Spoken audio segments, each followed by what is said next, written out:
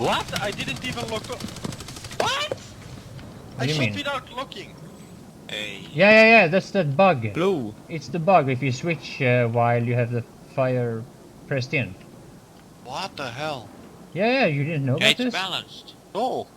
Yeah, it's a bug. You can abuse the shit out of it. Every time they break something, it's in favor of lock-ons. Yeah. I was watching Pokemon. Hello, this is MattiAce. I had to let you know that Yalamas likes watching Pokemon. Anyway, there is a bit of a bug with the lock-ons. It kind of works like this. You lock on, you shoot one of the lock-on missiles. You switch to your primary, and then while keep firing, you switch back to your lock-on missile. And it will shoot another lock-on right when you switch back. Now, I'm not entirely sure with the exact details in how to trigger this. I fail it sometimes, but being that I always fire like this is kind of a reflex. It happens to me quite a lot actually, and a lot of people warn me for uploading this as it's considered bug abuse and it can get you banned. But at this point, I don't really care. If SOE want to ban the players for their own game being broken, then so be it. Thing is that for several months the flares were completely broken and people were spamming lock-ons on us constantly. I didn't see anyone getting banned for that. That is bug abuse just the same. So I'm using the Locust as my primary gun, not for any particular reason more. I just wanna, I don't know, get some medals with it. Maybe I'll get the Arexium. So now, being that lock-ons are the way they are, the introduction of Coyotes and this new Locust gun or whatever they're called for the other two empires, almost all these changes are motivated by helping new players or helping inexperienced pilots flying. And I'm sure most players will understand that, it's a good thought, it's a good idea to help new players into the game. Problem is, does it really have that effect? Because the air gameplay is not the only thing that has had changes and weapons that are meant to help players that are kind of struggling with their aim. And even though aiming is not everything in a game like this, I think most of the weapons that are introduced to the game to help new and inexperienced players are there to help them because they are struggling with their aim particularly.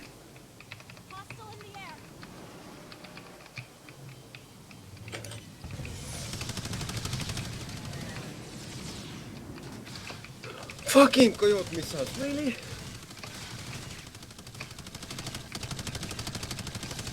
And this guy wasn't able to hit with the fucking rotary at all, but missile, coyote missiles, dang dang dang. Yep. Not dead. You know what is a good counter to Coyote missiles? What? Tomcat lock-ons. More. Yeah, that's true. Just keep out. So another thing that they have buffed recently is the Razer airframe. You now have more speed than previously, and to a lot of players I would recommend Razer airframe. I've been trying it out myself for a while, and basically Razer airframe is a lot easier to use than hover stability in that sense that in order to take advantage of the benefits of hover stability, you have to be a really good pilot. That is for air-to-air combat I'm talking about here. But with the Razer airframe, this is a much more, I would say, noob-friendly airframe. I know that the word noob-friendly can sound very demeaning or condescending, but that's not really the point with it. It's just easier to make use of Razer airframe because it allows you to get close to your opponent and shoot them before they have a chance to react. Got the heroics boost to give us a boost as well. Oh shit, I almost got killed now because of that. Now, I started using hover stability from the beginning, and I stuck with it. Now, the main reason for that is because, when I choose it, I wanted the vertical thrust. I thought that that would be the most important ability, and since I play all three factions and I rarely use any of these boosts that you saw me filling around there, I don't gain enough certs to try out all the things that I want to try out fast enough, so I don't want to switch around with airframes and stuff like that. And hover stability has for a long time been the most popular airframe, I believe. I've always recommended it, and the thing of it is that it is very useful in air-to-air combat. It has been very useful in air-to-air combat when it comes to making these dodging maneuvers. But the thing is that they are not as useful anymore Coyotes makes all these dodging maneuvers completely irrelevant. So does the lock-ons. And you also, for whatever reason, consume more afterburner while in hover mode now. It's one of those really stupid changes that SOE implemented. And after the recent buff to Razer Airframe, it has been a yet even more viable choice. Not that it ever was bad, it's just that now it's even better. So now, in the past, with the kind of air jewels that have been quite popular on YouTube from players like myself and some other players, hover stability has been the best airframe. It's just that for hover stability to really be that good of an airframe, you have to make use of it. The Razer airframe is not that hard to benefit from. Matti, you always get the fucking kill on those lips. It's already 3 lips in a row now. Hey, leave me alone. Wasn't me. Yes, it was. You know, it's gonna take a long time. Oh, here is a... No, never mind. It was nothing. Oh, never mind, it's nothing. Alright.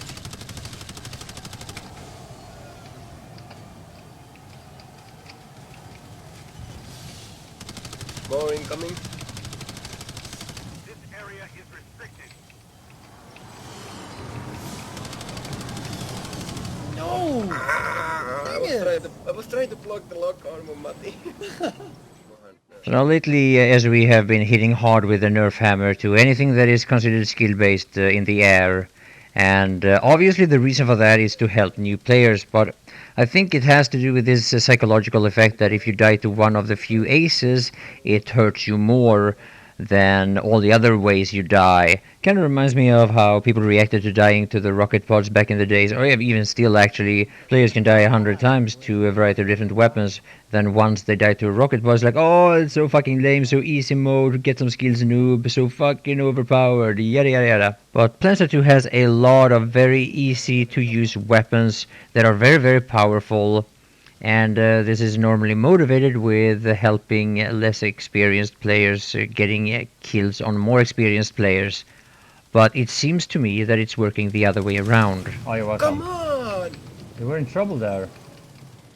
Like, I remember people saying the same thing about the Marauder on the Harassers. It's like, yeah, but it makes it easier for less experienced players to get some kills. It's just that every time they introduce these weapons to the game, it's the experienced players that get yet even another very powerful tool to kill players that are below battle rank 50. Because it takes you a while to get the certs necessary to upgrade these weapons, and in the beginning you may want to spend some certs into like getting some nanowave or flak armor on your infantry, whatever class you're playing.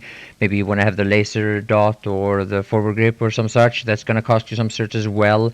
So before you can use any of these, let's say maxes or a heavily upgraded tank or some such, you have to play the game for a while. And one of the biggest problems with this is also that they keep changing things all the time. Like, for example, in the past, all the advices that new players have had in terms of where they should put their search into their ESFs have been like, yeah, mostly hover stability for this and that reason, and upgrade the rotary, and you should have the flares. But now that's not the best choice anymore. A lot of things have changed, and to a lot of players, putting your search elsewhere would have been a much better option. And of course that is also the option for the more experienced players now, but it doesn't really matter too much to players like myself, for example, because we already have enough certs to get another airframe or get another couple of weapons or whatever. But to the new players it makes a big difference because they have spent their first maybe 1,000, 1,500 certs into a certain playstyle, and now that playstyle isn't that good anymore, and you just get killed by players using new overpowered weapons with stronger tactics that have been buffed, while your playstyle or your choices have been nerfed. And the changes was put in place in order to help new players. I think it's counterproductive. This makes one of the most important and most interesting part of the game learning and getting better. It makes that part useless, or some of that what you've learned useless. Now, for experienced players, it doesn't make that big of a difference, more than the fact that it's just irritating and frustrating, the fact that the game is getting more and more boring. We will do just as well on the live server anyway. So a lot of people will try to defend overpowered weapons and say, yeah, we'll deal with it. That's one of the common phrases people use, and they will come up with a few ways that you can actually deal with the problem at hand. And it kind of reminds me of one of my older videos that I did. I called it Dealing with Liberators back in the days when Liberators was really overpowered and a lot of people on the ground were frustrated about it. And I made a tutorial about how you can actually deal with Liberators. Now, the thing is that, yeah, you could deal with Liberators back then. That doesn't change the fact that they were overpowered. And that is kind of sad to me that so many players try to defend overpowered weapons, weapons that are clearly overpowered.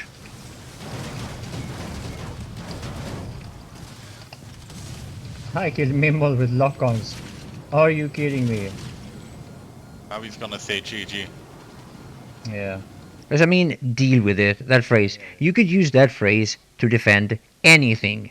Anything in the game. Like when the Zoe Maxes was overpowered, I got killed in my Zoe Max. I killed Zoe Maxes. And yes, there was ways to deal with it. That doesn't change the fact that there was a big imbalance in the game, and there are so many different things also, like the Striker, the Marauder, Hacksaw, and a lot of people have expressed their frustration over how hard it is to actually kill a Vanguard. Now lately I've been putting some thought into the effect it actually has with what as we are trying to achieve. Like they're trying to achieve something, but what is the actual effect of it? And this is not going to be the end of that discussion. This is actually just a few of my initial thoughts. Hopefully I'll be able to continue this discussion with you guys.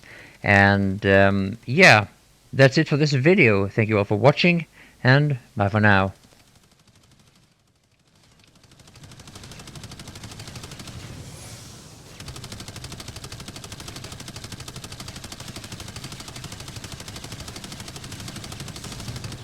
What the fuck?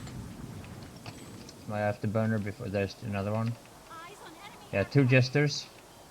On my Blocking way. one.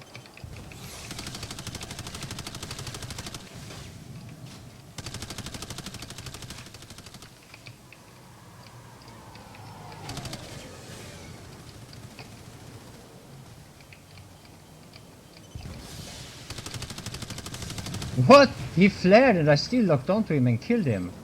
Yeah, bra. Good job, Matti. On what, where was that? On Reddit, it was like the biggest hit ever on Reddit. It was anti-spicy. You never seen that? No. That like 180 replies. Gonna have to link you. Yeah. Everyone was flaming me. Shooting somebody? Yeah.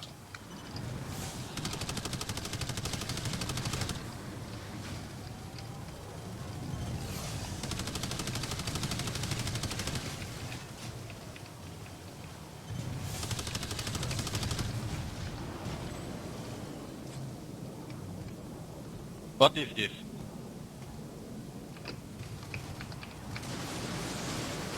Oh, I was almost killed by a fucking galaxy there.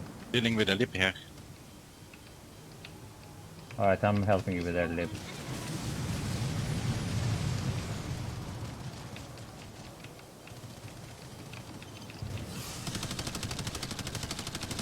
There's also a side behind us, but it's no problem.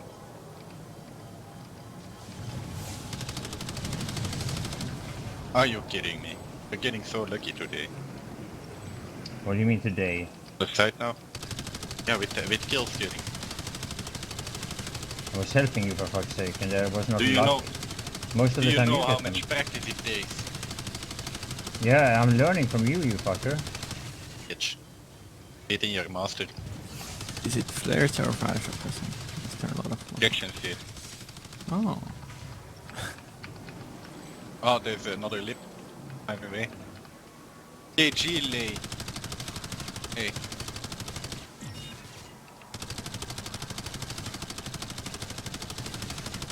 Thought it was play and I was getting excited.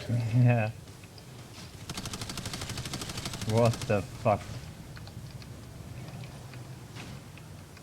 Look, I'm going to land them. Shoot him. Don't do it, bitch! Haha. Sorry.